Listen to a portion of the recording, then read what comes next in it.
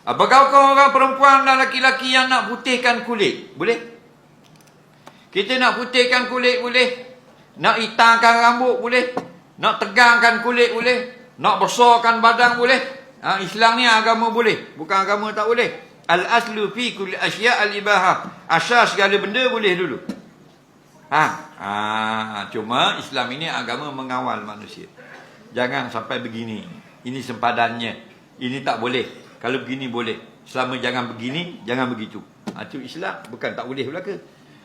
Jadi kalau kita nak putihkan kulit kita, boleh. Tapi jangan cara yang salah. Mana yang salah? Al-mughayyirati khalqallah. Orang yang mengubah ciptaan Allah.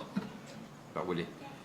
Kulit dia ni jenis cloud. Kulit cloud. Faham lagi? Dia orang cloud. Orang cloud ni biasanya kau putih, kau hitam.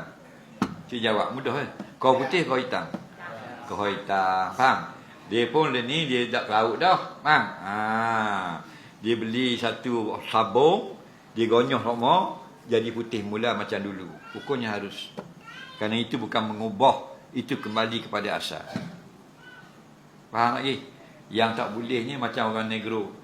Orang negro di Amerika yang kaya-kaya lah. Negro kat lain sesok.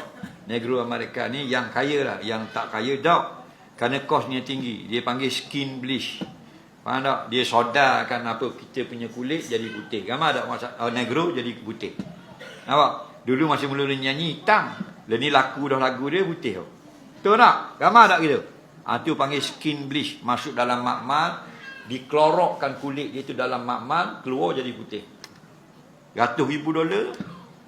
Nampak? Itu belanja tu. Okey? Itu al-mughayyirati khalqallah. Allah laknat. Okey?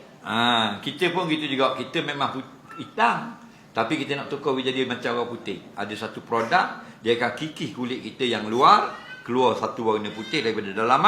Hukumnya haram, dosa besar. Kena laknat. Yang boleh kita dulu putih, tapi kita tak pandai jaga kulit, daki dan sebagainya, kita buang balik jadi putih semula macam dulu. Hukumnya harus. Gunalah produk-produk yang tidak membahayakan kesihatan.